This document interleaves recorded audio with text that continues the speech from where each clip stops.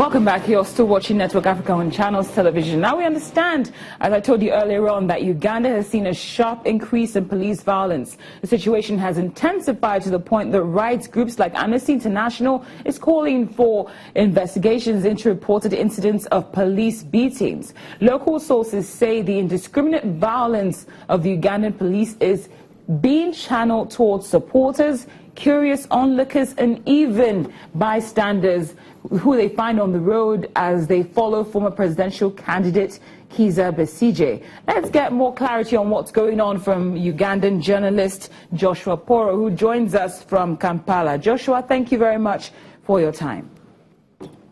Pleasure is all mine.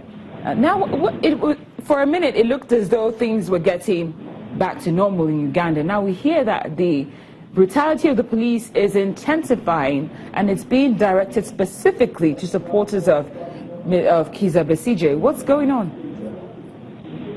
Now, if you say, for example, things look like they were getting normal, in Uganda things never get normal. They just slow down a little bit and then they reoccur again.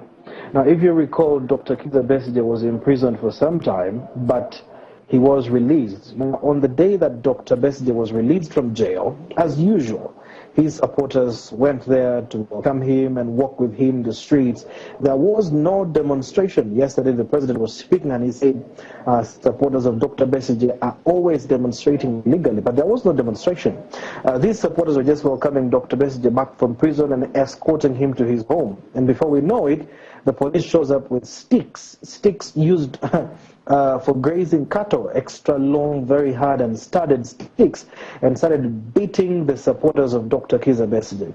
As if that was not enough, all bystanders on the roadside were beaten. You're doing nothing, just standing by the roadside, looking at the procession. They were beaten until recently, about 4 days ago, a police pickup or patrol car decided to drive by the roadside, knocked a man, stepped on him, and proceeded. Now, another security official who was just running on foot came by and kicked him.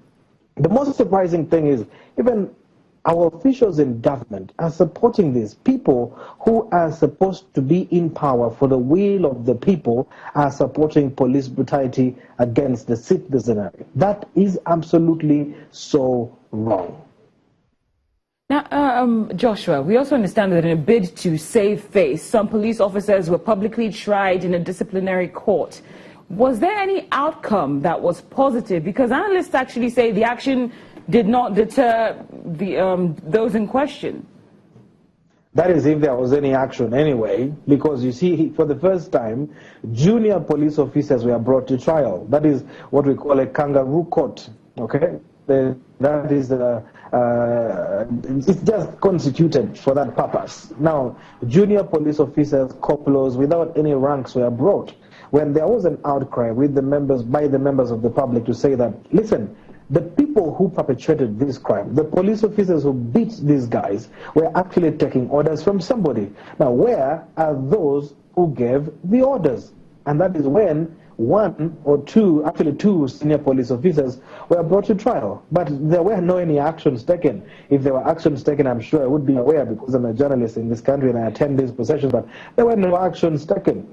Is that what you call action? Let them be sent to jail. Let them pay for their crimes. There has been a lot of police brutality in this country, and members of the public are coming out to say that instead of having the police as an entire force being looked at, let's have these personal, individual police officers brought to justice, and that is when police brutality will stop. So no action was issued that actually can stop or reduce police brutality. Joshua, you mentioned what the public, the Ugandan public is coming out to say, but has there been any reaction from the office of the president?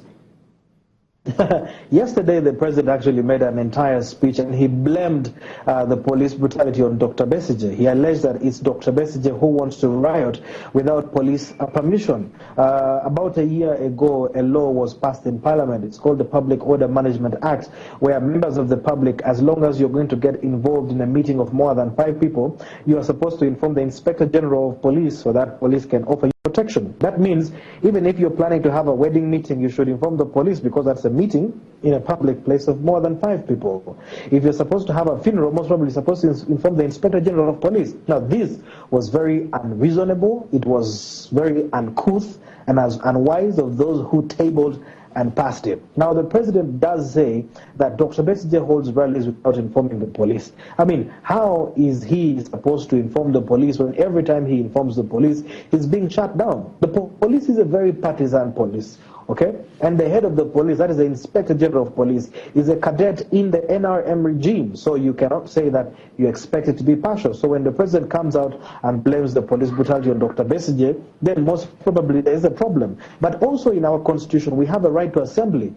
We have a right to, or a freedom to speech. Where did all these rights go? Did the passing of the Public Order Management Act reduce or remove the right of the citizenry of this country to assemble? I think the president either is briefed wrongly or has no information, or he is just ignoring the issue of police brutality and imagining that the constitution does not exist. But in the constitution of this country, we have a right to assemble, and nobody should deprive the citizens of this country of that right.